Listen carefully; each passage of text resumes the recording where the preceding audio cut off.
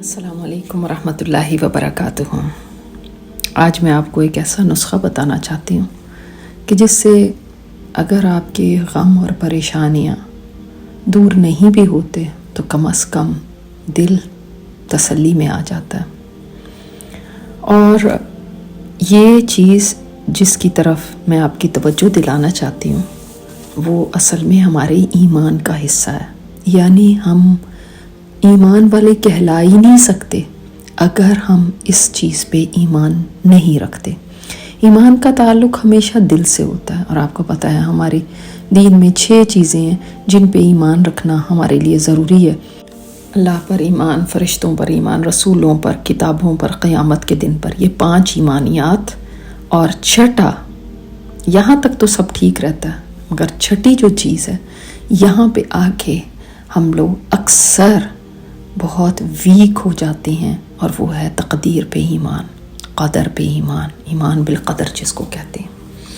ہمارے نبی علیہ الصلوۃ والسلام نے فرمایا 3 لوگ ایسے ہیں کہ اللہ تعالیٰ ان سے نہ کوئی فرض قبول کرے گا اور نہ کوئی نفل، یعنی چاہے فرض پڑھتے رہیں، نفل کرتے رہیں، کوئی نفلی عبادت ہے، فرض عبادت ہے، کچھ بھی قبول نہیں، کوئی حج قبول نہیں، کوئی روزہ قبول نہیں، کوئی نماز قبول نہیں، نفلی کوئی عبادت قبول نہیں۔ وہ کون ہے 3 قسم کے لوگ؟ یہ چیز ہمیں ڈرا دیتی ہے اور بہت زیادہ توجہ طلب ہے۔ فرمایا والدین کا نافرمان، احسان جتانے والا، اور تقدیر کو جھٹلانے والا، کہ تقدیر کچھ نہیں ہے، انسان اپنی تقدیر خود بناتا ہے، تقدیر کے بہانے نہ کرو۔ آپ نے ایسی باتیں اکثر سنی ہوں گی۔ بے شک انسان کے پاس اختیار ضرور ہے کام کرنے کا، مگر وہ صرف کوشش کر سکتا ہے، نتیجہ وہی ہے جو تقدیر میں لکھا ہوا ہے۔ ہم اکثر دیکھیں ہمارے جو مسائل ہیں وہ کس پہ مبنی ہوتے ہیں، یا تو پچھلی زندگی میں کچھ ایسا ہو گیا ہے جس کے اوپر غم ہوتا ہے کہ یہ کیوں ہوا، اور انسان اسی کے اوپر سوچ کے اسی میں کڑتا رہتا ہے کہ ایسا کیوں ہو گیا، میرے ساتھ ایسا کیوں ہو گیا، اگر ایسا نہ ہوتا تو ایسا نہ ہوتا، یہ کیوں ہوا۔ یا پھر فیوچر کے بارے میں کوئی معاملہ، کوئی چیز ایسی ہوتی ہے جو اس کو انگزائٹی دیتی ہے، پریشان رکھتی ہے۔ ماضی کی پریشانی نہیں ہوتی، ماضی کے غم ہوتے ہیں، فیوچر کا غم نہیں ہوتا، فیوچر کی پریشانی ہوتی ہے۔ دونوں چیزیں اس ایمان کے ساتھ ختم ہو جاتی ہیں۔ نہ کوئی ماضی کا غم رہتا ہے، اس لیے کہ جو میری تقدیر میں لکھا ہے ویسا ہی ہوا، اس سے میں بچ نہیں سکتی تھی۔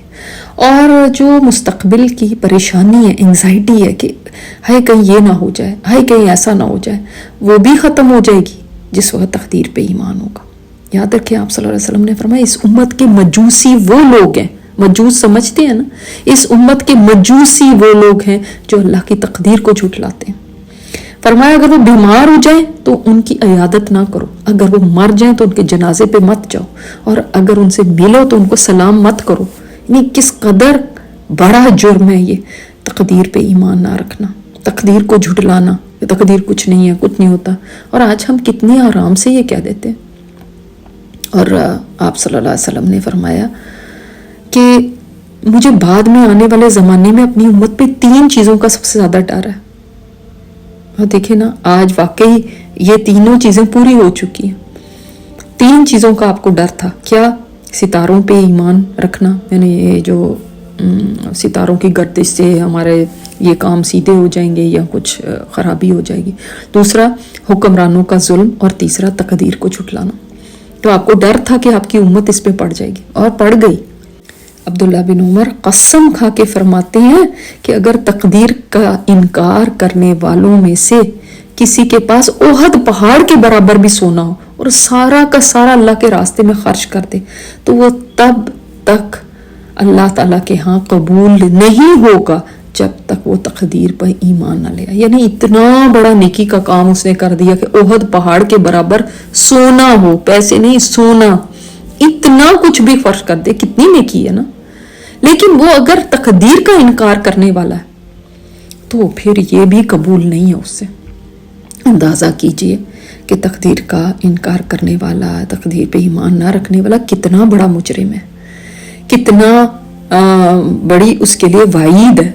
تو اس لیے تقدیر کو کبھی نہ جھٹلائیں، تقدیر کو پہ ایمان رکھنا۔ تقدیر کیا چیز ہے کہ اللہ تعالیٰ کو پہلے سے علم ہے کہ جو کچھ بھی ہونے والا ہے، اور وہ اللہ تعالیٰ نے لوح محفوظ میں لکھ رکھا ہے. قلم کو حکم دیا تھا آسمان و زمین کی پیدائش سے بھی پہلے کہ لکھ دو جو کچھ قیامت تک آنے والا ہے. اس میں میرے آپ کے ساتھ جو معاملات ہونے ہیں، بیماریاں آنی ہیں، صحت آنی ہے، کہاں شادی ہونی ہے، بچے کون ہوں گے، رزق کتنا ہوگا، کب جینا ہے، مرنا ہے، کون سے زمانے میں پیدا ہونا ہے، ہر چیز لکھ دی گئی تھی. اس کا انکار مت کریں. جب ہم کہتے ہیں نا اگر یہ ہوتا تو یہ نہ ہو جاتا، ہائی ایسا کیوں ہو گیا، تو اصل میں ہم تقدیر کو ہی تو جھٹلا رہے ہیں. اور تقدیر کو جھٹلا کر ہمارا غم تو دور نہیں ہوگا، لیکن ہم اللہ تعالیٰ کے ہاں کتنے بڑے مجرم ٹھہرے. لہٰذا یہ بہت سیریس بات ہے، یہ چھوٹی معمولی بات نہیں ہے. ہر چیز کو سمجھے، ہر چیز کی تقدیر اللہ تعالیٰ نے مقرر کر رکھی ہے، اور میرا اس پہ ایمان ہے بس کہ ہر خیر اور شر اللہ کے ہاتھ میں. پوری دنیا مجھے کو خیر پہنچانا چاہتی، نہیں پہنچا سکتی تھی. تم نے ایسا کیوں کیا، تم نے یہ کر دیتے تو یہ ہو جاتا. کیسے وہ آپ کو خیر پہنچا سکتی تھی اگر اللہ نے نہ چاہا؟ اور پوری دنیا مل کے شر پہنچانا چاہے تو نہیں پہنچا سکتی جب تک اللہ تعالیٰ نہ چاہے. یہ ایمان ایسا ہے جس کی بار بار دہرائی کی ہر دن ہمیں ضرورت ہے.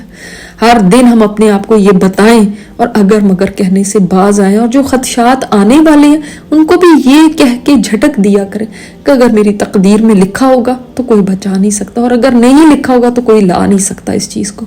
لہٰذا پھر مجھے پریشان ہونے کی کیا ضرورت؟ جو ماضی کا غم ہے یہ چینج نہیں ہو سکتا تھا، یہ ایسے ہی ہونا تھا. It was meant to happen like this. یہ اللہ تعالیٰ نے تقدیر میں لکھ دیا تھا میری، لہٰذا اس کو ایسے ہی ہونا تھا. اور یہ کہہ کے اپنے آپ کو سمجھا کے پرسکون ہو جائیے.